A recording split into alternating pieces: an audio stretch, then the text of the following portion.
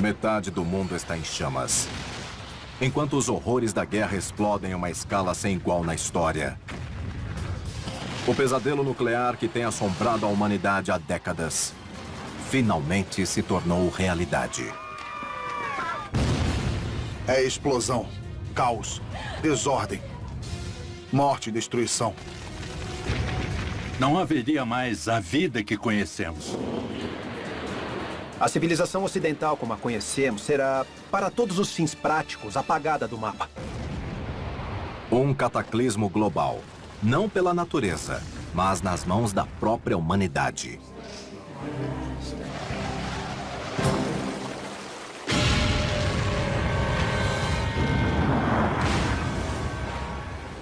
Você estará pronto quando o dia do juízo final chegar? Será que algum de nós sobreviverá?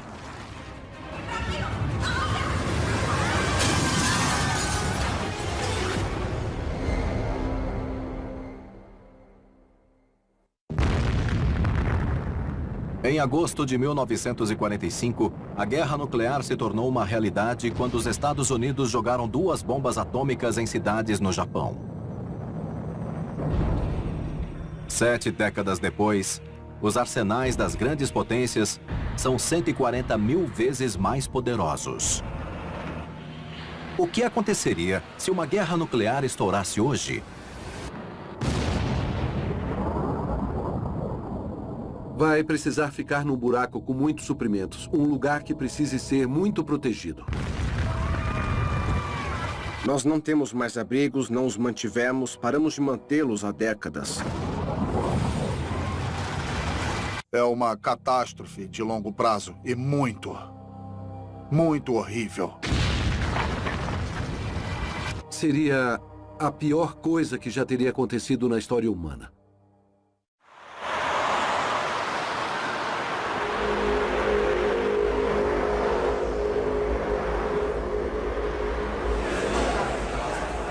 É uma manhã típica na Filadélfia, Pensilvânia. Os turistas de todo o mundo estão no Sino da Liberdade. O cidadão normal não teria muito aviso. Pesando mais de 900 quilos, o imponente sino parece indestrutível, apesar de sua famosa rachadura.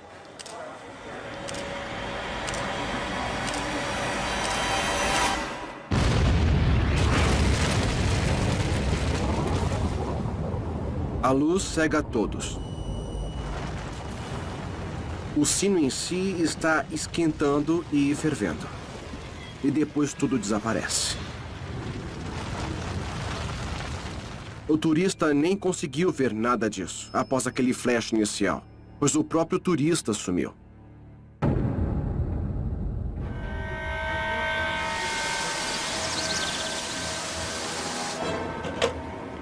É o momento pelo qual as pessoas no mundo todo temem há mais de 70 anos.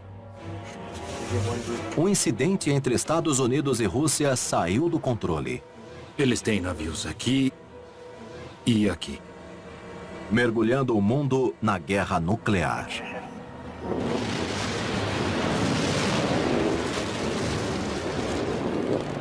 Zapusca. As primeiras explosões nucleares da guerra não pretendem derrubar prédios ou matar pessoas. Os mísseis balísticos intercontinentais são lançados bem alto na atmosfera, explodindo a quase 500 quilômetros acima dos Estados Unidos, Europa e Rússia. Seu propósito era destruir eletrônicos. Se você disparar uma arma nuclear na atmosfera superior, pode produzir um pulso eletromagnético que pode desabilitar eletrônicos em uma grande área da Terra.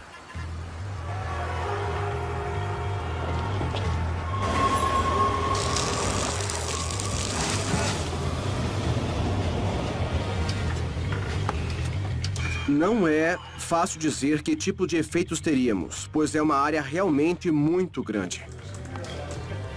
Alguns equipamentos serão afetados, alguns serão afetados, mas não totalmente destruídos. Então vai criar uma situação muito caótica para a nossa sociedade tão tecnológica. O pulso eletromagnético, ou EMP, dispara correntes maciças por circuitos eletrônicos, criando caos.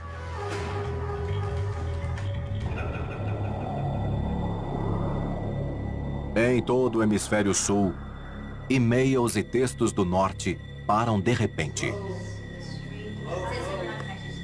O mundo interconectado está começando a sair dos eixos. Em Sydney, Austrália, uma banqueira internacional perde conexão com sua colega em Wall Street.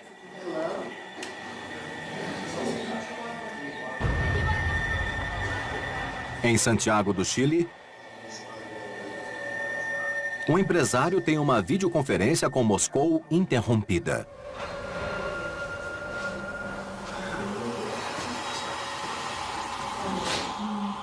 Mas enquanto há confusão ao sul do Equador,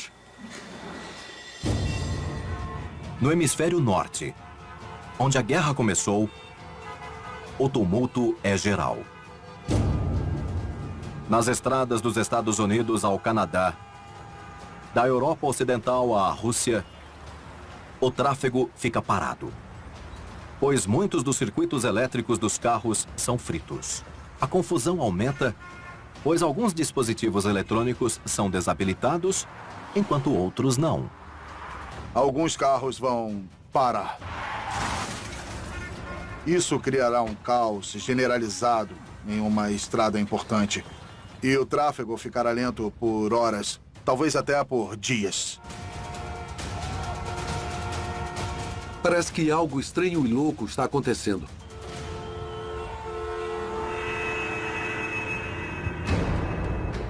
Mas a loucura não se restringe às estradas.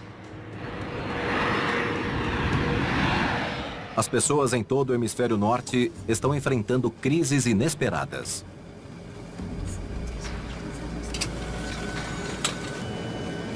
O piloto de um avião de passageiros começa sua descida inicial para Bruxelas, Bélgica. Verifica aí do seu lado. Estranho, tem alguma coisa acontecendo. Quando as coisas começam a dar errado.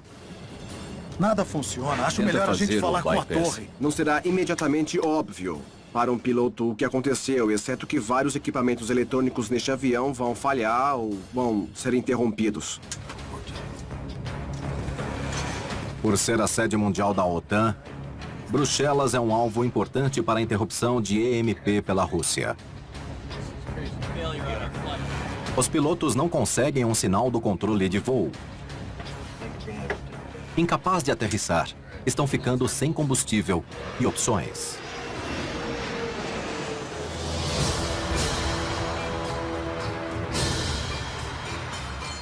Enquanto o público em geral está em estado de confusão em massa, os exércitos americanos e russos estão operando a todo vapor. Seus sistemas eletrônicos interrompidos pelos efeitos eletromagnéticos das explosões atmosféricas nucleares. As grandes potências nucleares disparam seus arsenais. Há cerca de 15 mil ogivas nucleares no mundo hoje.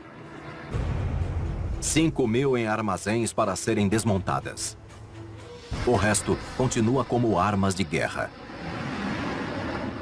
Das 10 mil armas nucleares que estão com os militares, cerca de 1.800 estão em alerta, prontas para irem em cima de mísseis balísticos com pouquíssima antecedência. A quantidade incrível de armas que está em alerta pertence aos Estados Unidos e à Rússia. A Grã-Bretanha e a França têm algumas. A Grã-Bretanha tem cerca de 40, a França tem cerca de 50 que estão em alerta. Não há outras nações com armas nucleares em alerta.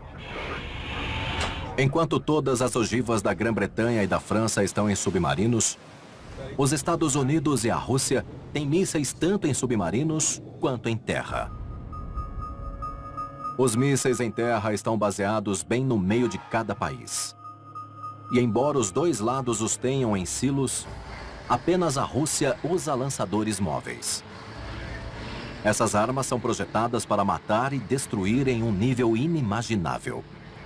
Se você fizer um foguete muito grande e é possível fazer ogivas nucleares muito pequenas, não precisa se limitar a apenas uma ogiva por míssil. Alguns mísseis têm até 10 ogivas. Cada uma 50 vezes mais poderosa que a bomba que destruiu Hiroshima em 1945. No primeiro ataque, você teria algo entre 600 e 700 mísseis balísticos com ogivas nucleares dos dois países voando uns contra os outros. Uma guerra nuclear na era moderna será bem rápida. Em grande parte será motivada pelo fato de que muitas das nossas armas estão mirando em grande parte das armas deles e vice-versa. Então quem atacar primeiro precisa usar suas armas. Se deixar a arma no silo e o outro lado acertar, então a terá perdido. Isso se chama use ou perca.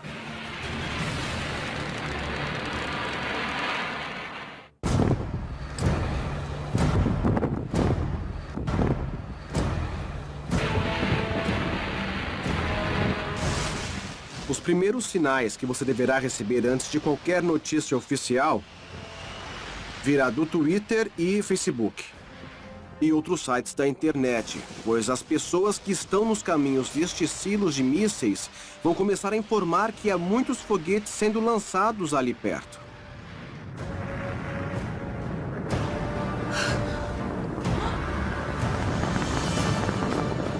O planeta Terra entra numa guerra nuclear. Para cada pessoa, cada família, o conflito global se torna intensamente pessoal. De onde virá sua próxima refeição? Haverá água para beber? Será que a radiação vai me matar?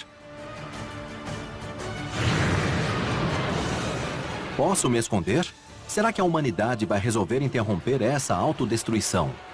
Ou será o início de nosso capítulo final?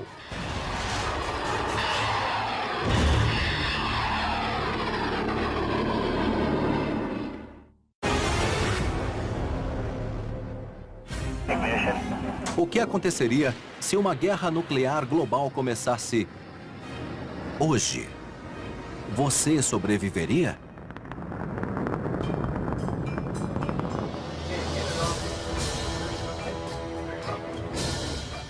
As ogivas nucleares americanas e russas enchem os céus acima de nosso planeta, quando o inimaginável começou. A Terceira Guerra Mundial. Esses mísseis de destruição em massa levarão entre 10 a 30 minutos para alcançar seus alvos. As primeiras cidades a serem atingidas serão as que abrigam importantes estruturas de comando e liderança militar e civis como Washington, D.C. e Moscou. As consequências seriam muito devastadoras. É difícil visualizar, a menos que tenha visto fotos da destruição ocorrida em Hiroshima e Nagasaki. As duas bombas que foram jogadas sobre o Japão. E eram bombas fracas em comparação com as grandes ogivas que estão nos mísseis balísticos. A bomba nuclear que destruiu Hiroshima em 1945 tinha apenas 3% da potência de cada uma das ogivas que estão indo para Washington. E a tecnologia de hoje em dia permite que locais exatos sejam atingidos. Em Washington, D.C., os alvos mais prováveis a serem atingidos logo no início incluem a Casa Branca e o Pentágono. Enquanto as bombas nucleares costumam ser explodidas no ar, a Casa Branca e o Pentágono são alvos para ataques que detonarão a superfície para destruir as salas de guerra subterrâneas e os abrigos executivos. Se quiser fazer o máximo de danos subterrâneos, o melhor é fazer um ataque terrestre. Isso produzirá uma cratera e destruirá os bunkers. O míssil russo enviado para a Casa Branca atinge o alvo em cheio.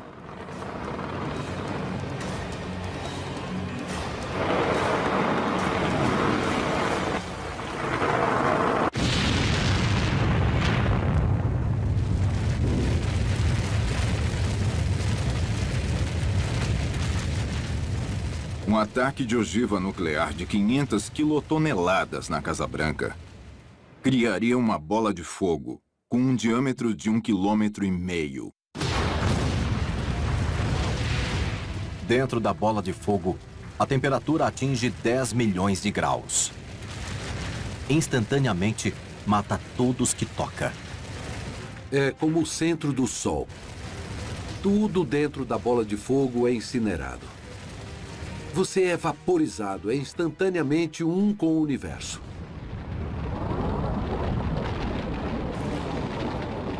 A pressão da explosão fora da bola de fogo é quase tão mortal. Ela joga coisas em você e joga você nas coisas. Seus ossos podem quebrar. E até mesmo arrancar a pele do seu corpo.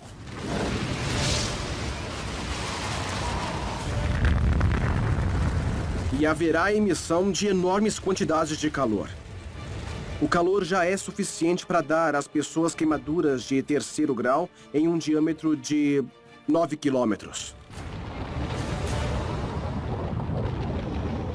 Nem prédios e estruturas se salvam. O monumento a Washington, de 170 metros, desaba. Os blocos de mármore e granito do monumento a Washington serão destruídos sob a pressão, serão pulverizados, virarão poeira.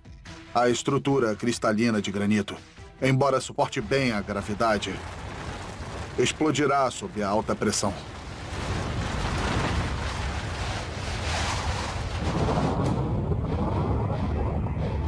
Mesmo a 20 quilômetros da explosão e do calor, a luz cega as testemunhas oculares.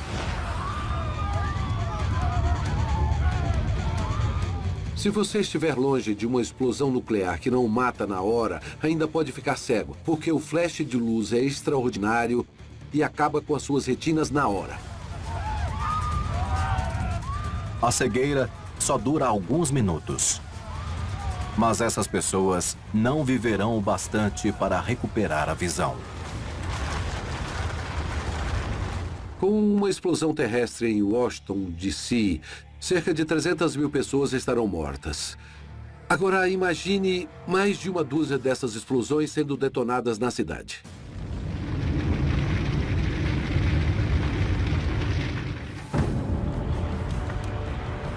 Praticamente ao mesmo tempo que as bombas russas atingem Washington, os Estados Unidos, a Grã-Bretanha e a França atacam Moscou com 80 ogivas. A cidade se torna um campo de destroços em chamas. E 1 milhão de pessoas morrem quase instantaneamente.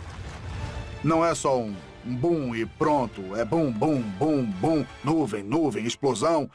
Caos, desordem, morte, destruição. Será um inferno.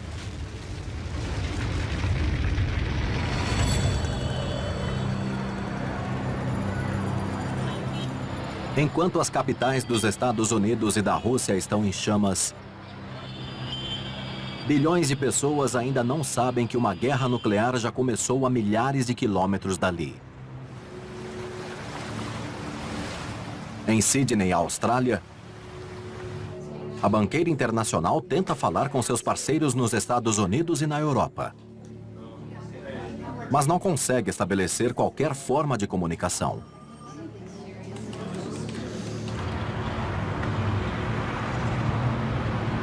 Na embaixada americana em Tóquio, os funcionários descobrem que todas as linhas para Washington caíram ao mesmo tempo.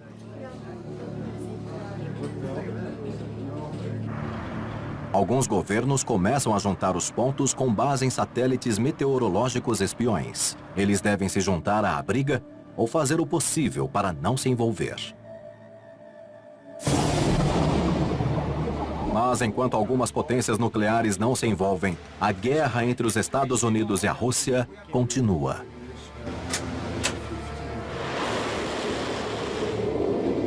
Depois do salvo inicial, a segunda camada de alvos incluiria locais de armazenamento de armas nucleares e indústrias que apoiam a guerra nuclear.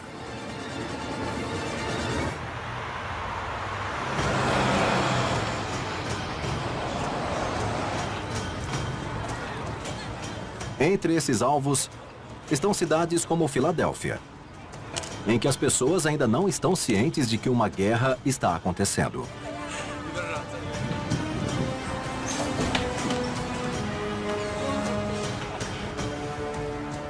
É aqui que os turistas visitando o Sino da Liberdade viram vítimas de guerra.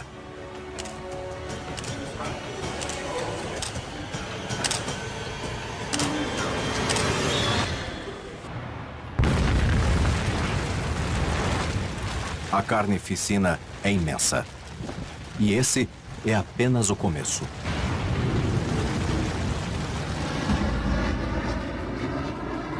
Do outro lado do Oceano Atlântico, as ogivas agora miram aliados americanos. Em Bruxelas, a sede da OTAN está entre os alvos atingidos. A apenas 5 quilômetros dali, o aeroporto também é destruído, impedindo um avião que está prestes a aterrissar. Um grande avião precisa de mais de 1,5 km para aterrissar. Se não tem pistas, não é possível aterrissar um Boeing num campo. Não se carrega muito combustível extra por ser pesado.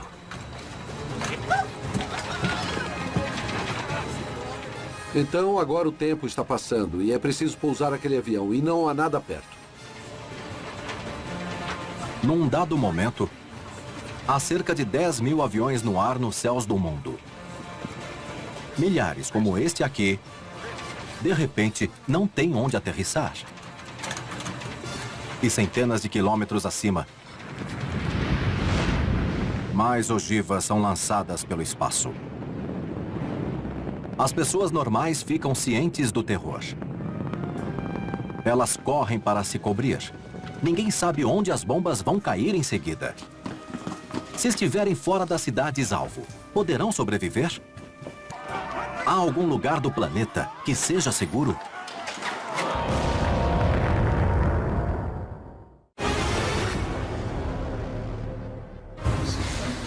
Considere o inimaginável. Uma guerra nuclear se espalha pelo mundo. Estão todos acabados. Ou alguns sobreviverão.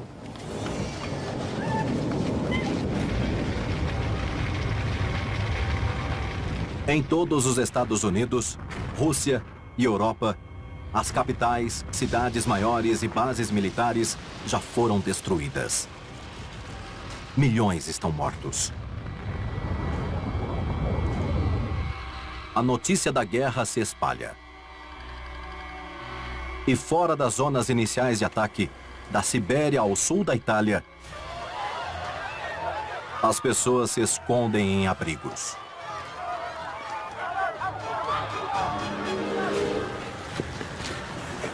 No Kansas, o coração da América, os primeiros ocupantes chegam a um bunker único de sobrevivência de alto nível. No subterrâneo em Kansas, decorado com os restos de um sino que já abrigou um foguete Atlas, o primeiro míssil balístico internacional da América.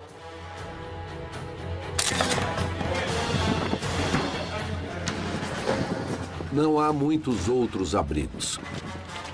Mas as pessoas transformaram esses silos de mísseis em apartamentos de luxo.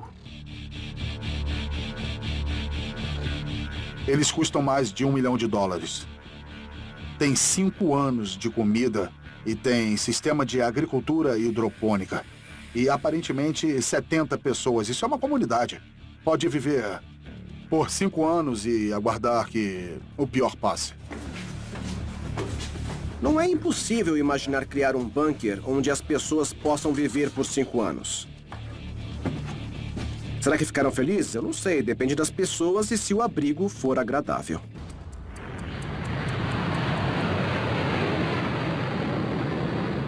Mas nem todo mundo no meio oeste americano tem acesso a abrigos subterrâneos. Quem não tem, está em perigo.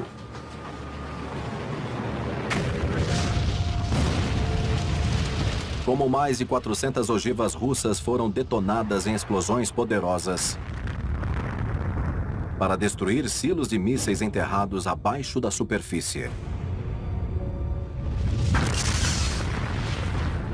Explosões terrestres são as piores para o ataque nuclear porque você está explodindo algo no solo e todo esse material radioativo se mistura com a poeira e acaba sendo jogada para o ar. As nuvens radioativas mortais em direção dos centros populacionais.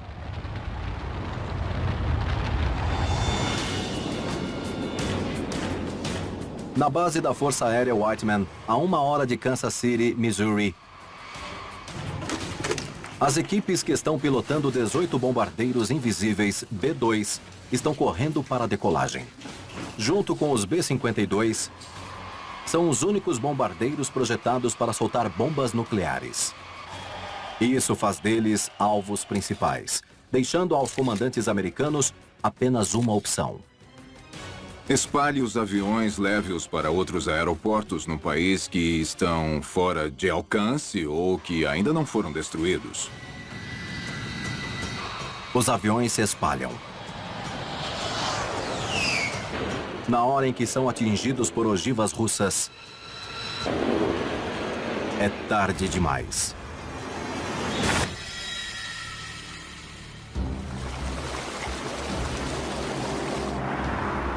Enquanto isso, na Europa, outra capital da OTAN é envolvida. Quando uma bomba de 800 quilotoneladas atinge a cidade de Roma. Com 50 vezes a potência da bomba de Hiroshima, ela explode no ar.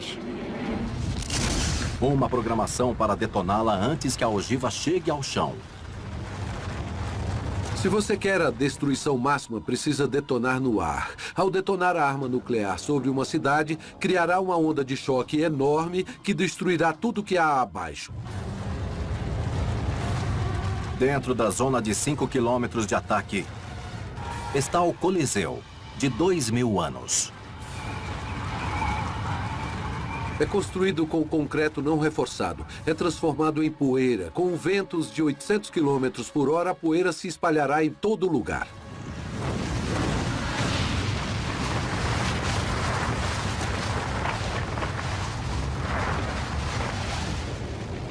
Menos de 1 hora do início da guerra nuclear, já é o dia mais mortal da história humana.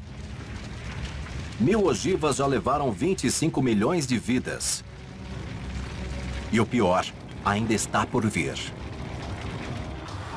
Os mísseis agora têm como alvo as cidades muito habitadas, onde o principal objetivo é matar.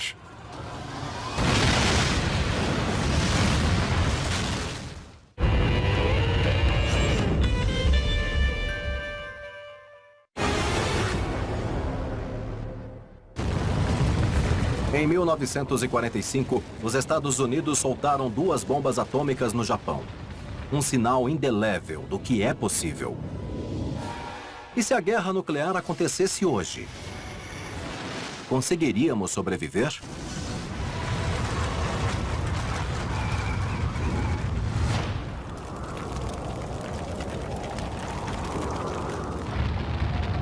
Um inferno em chamas está cruzando a face da Terra quando quase 2.000 terríveis nuvens cogumelos cobrem os territórios dos Estados Unidos, Europa e Rússia. Dezenas de milhões de pessoas estão mortas em uma maré letal que leva a maioria dos sobreviventes a um medo terrível. A Terceira Guerra Mundial transformou as grandes potências em gigantes feridos. Habitados por refugiados desesperados sem ter para onde ir.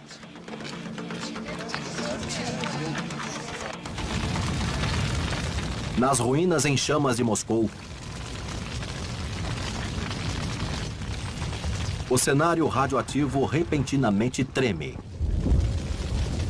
com um trovão baixo que faz o ar vibrar. É o som dos bombardeios em Londres, a cerca de 1.500 quilômetros a oeste dali. A cidade foi destruída há mais de 1 hora. Mas as ondas sonoras, a cerca de 1.300 km por hora, estão reverberando em toda a Europa.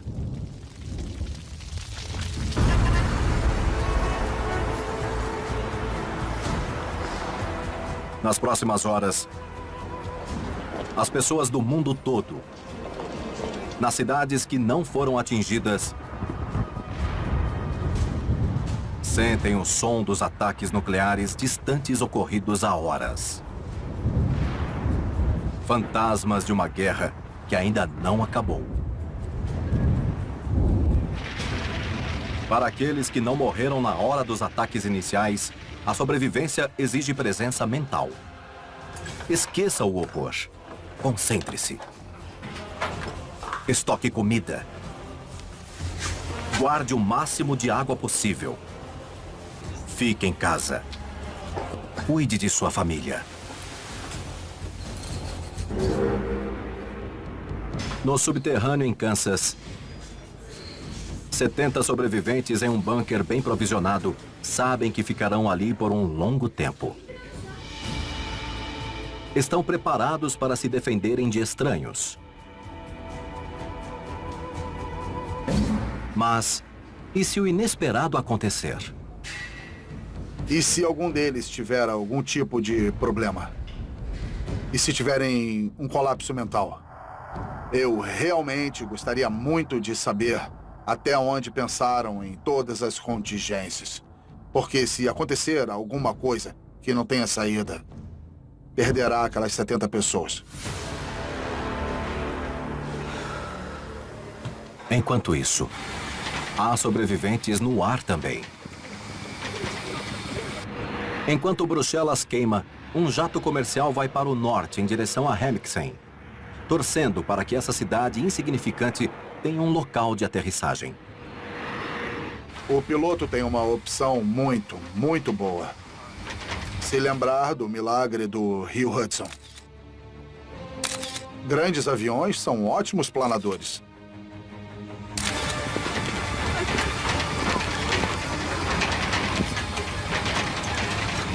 Os tanques de combustível estão vazios. Sem pista à vista, o piloto vai descendo devagar para o rio Scheldt.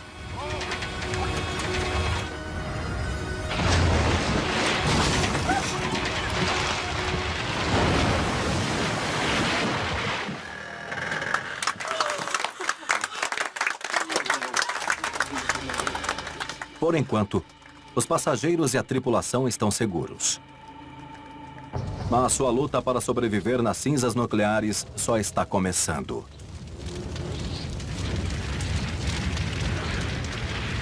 Uma pausa assustadora parece tomar o planeta, quando se percebe o horror.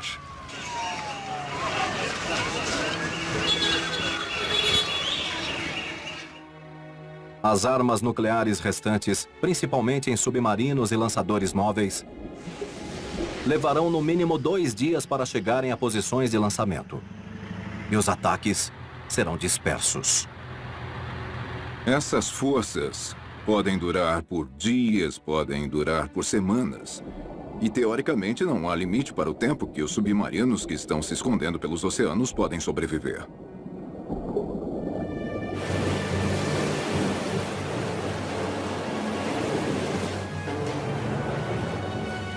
Conforme a guerra se expande pelo mundo todo, um comandante naval russo encontra um alvo de oportunidade no sul do Pacífico. Um porta-aviões americano atracado na Austrália, no porto de Sydney. O comandante russo lança um míssil nuclear de cruzeiro para destruí-lo.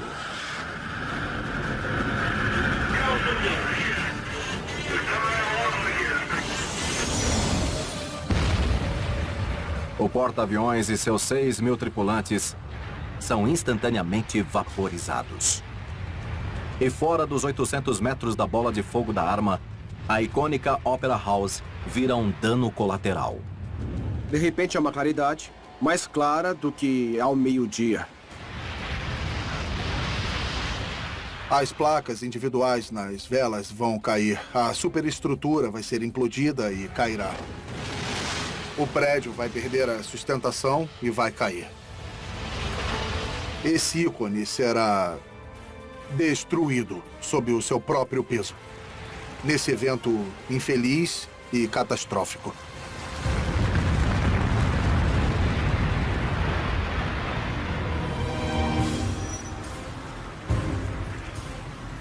A quase 10 mil quilômetros dali, as ogivas americanas atingem Pequim, pois os Estados Unidos suspeitam de envolvimento chinês no ataque a Sydney.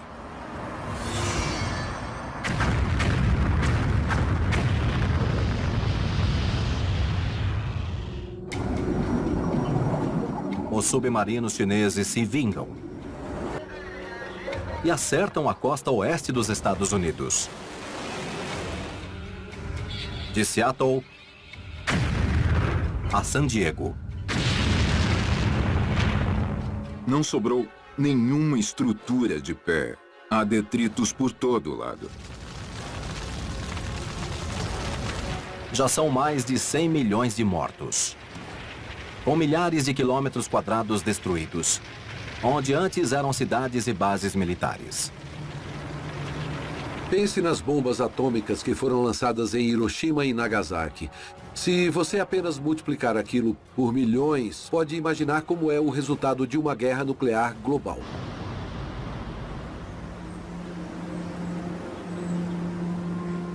Meu avô me contou sobre chegar em Hiroshima depois da bomba.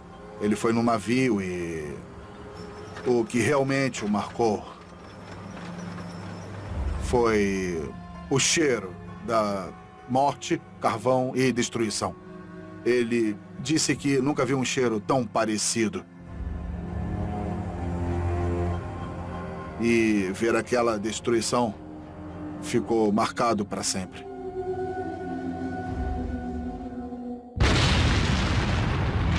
E ainda assim, os que morreram nas bolas de fogo termonucleares podem ter tido sorte. Os sobreviventes enfrentariam as terríveis consequências da ampla destruição. Um inverno nuclear.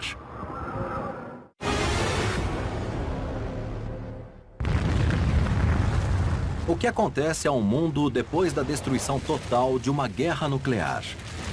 Será que algum de nós sobreviveria?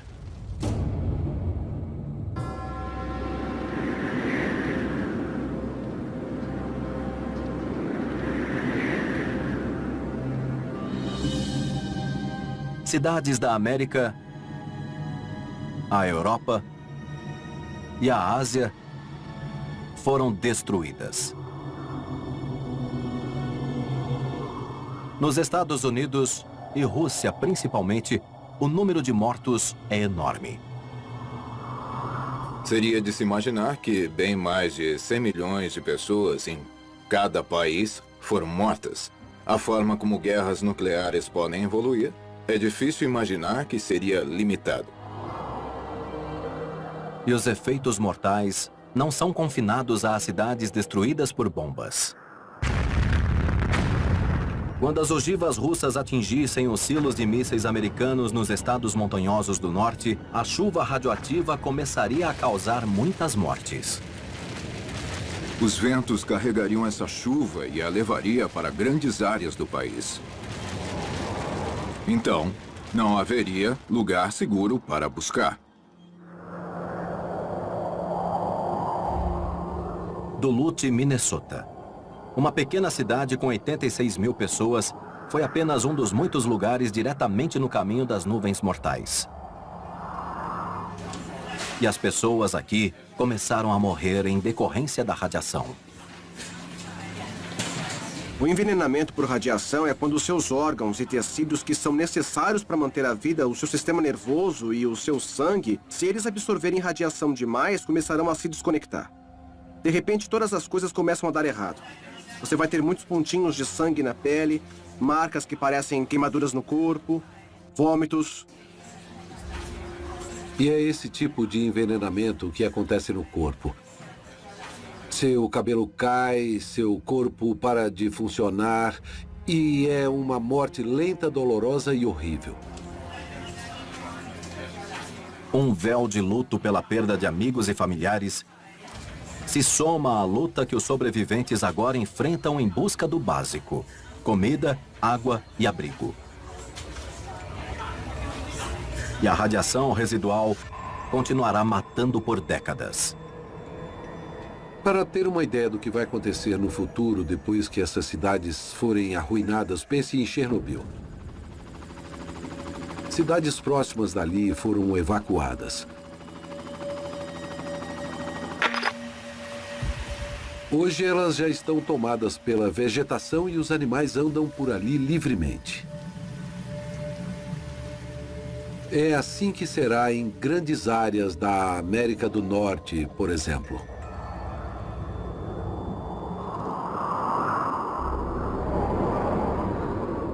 O mundo agora entrará em uma profunda tristeza quando os céus escurecerem. As bombas provocaram incêndios imensos que enviaram 50 milhões de toneladas de fuligem para o ar. O que acontece é que sobe para a atmosfera e logo se espalha por todo o mundo graças ao vento. E como resultado, a luz solar quase não alcança mais o solo. A fuligem dos incêndios enormes provocados pelo ataque nuclear bloqueia tanta luz solar que faz o mundo mergulhar em um inverno nuclear repentino. É uma era glacial com precipitação radioativa. Tudo será prejudicado de uma forma ou de outra. Os cientistas dizem que o inverno nuclear congelará a Terra por cerca de 2 décadas. O início desse inverno é chocante. Essa é uma catástrofe duradoura e terrível. Terrível que aconteceria em caso de uma guerra termonuclear global. O frio repentino destrói a agricultura mundial. A guerra já matou quase mais de 200 milhões de pessoas. E agora, muitas outras estão marcadas. Estamos falando de bilhões de pessoas que vão morrer de fome em consequência disso. Em um cenário em que tenhamos uma guerra nuclear no hemisfério norte, Estados Unidos, Rússia e Europa, é onde teremos os maiores efeitos do inverno nuclear. Os países do hemisfério sul serão menos afetados. Você pode imaginar um país como Argentina, Brasil, África do Sul, onde haverá uma chance bem maior de sobrevivência depois de uma guerra nuclear. Digamos que a humanidade sobreviva. Para onde vamos depois? Será que conseguiríamos manter culturas? Será que conseguiríamos manter a arte? Será que aprenderíamos a lição? São perguntas muito importantes que, embora sejam interessantes, também nos metem medo. A civilização sobreviverá a um inverno nuclear? Ou será que a humanidade está condenada a uma morte escura e fria?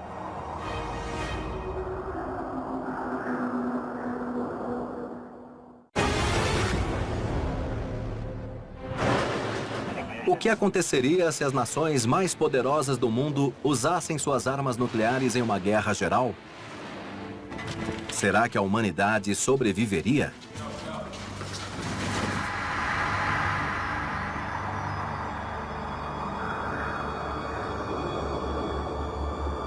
Duas décadas depois, a destruição terrível da guerra nuclear deixou metade do planeta em ruínas.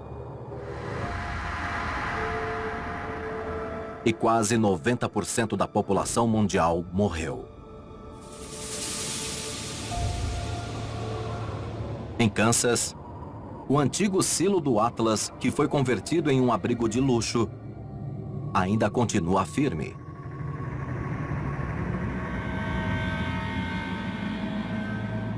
Mas foi abandonado há muito tempo. Havia apenas 5 anos de comida no estoque. E 70 pessoas sobreviveram lá dentro por um tempo. Será que você poderia fazer um bunker para um ataque nuclear? Claro! Saiba apenas que ninguém vai aparecer para ajudá-lo por muito tempo, se é que algum dia virão. Pode fazer isso? Claro. Para o país inteiro? Não.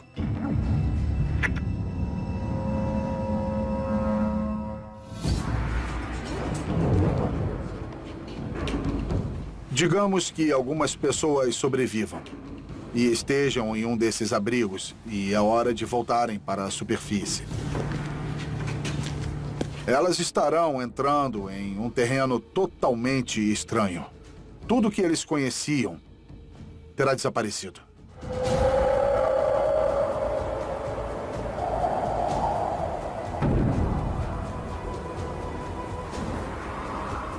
Uma hora, a Terra começa a descongelar de seu inverno nuclear. Os ventos desfazem a cobertura da nuvem global, deixando a luz do Sol entrar de novo. E o planeta lentamente se aquece. Com o tempo, a população mundial dizimada volta a crescer, devagar.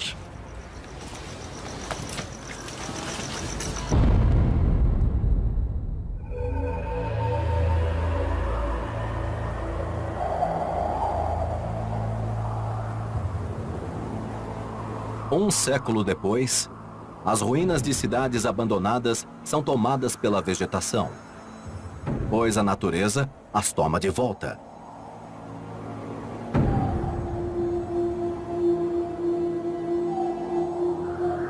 Há pouca reconstrução no hemisfério norte, onde a destruição foi a maior. Agora a questão realmente interessante é o que vai acontecer com o resto do mundo. Será que o Brasil será uma potência, ou a África do Sul, ou até a Austrália? Mas passar a ser uma potência é um processo lento.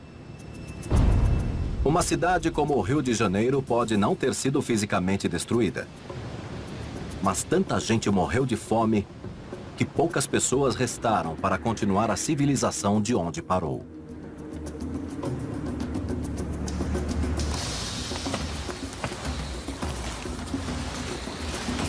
Os sobreviventes dos países em guerra viraram refugiados, em busca de climas mais quentes. As pessoas vão migrar. Sabendo que talvez o Brasil não será afetado, muita gente sairá dos Estados Unidos, que é estéril, para o Brasil ou talvez a Austrália. Já vemos como os refugiados funcionam hoje. Países devastados pela guerra, e as pessoas precisam sair apenas com a roupa do corpo. Então, caminham grandes distâncias ou entram em um barco e arriscam a vida tentando cruzar um mar que é sempre muito perigoso. Mas quando não há nada a perder, talvez você arrisque tudo. Por 5.000 anos, impérios ascenderam e caíram.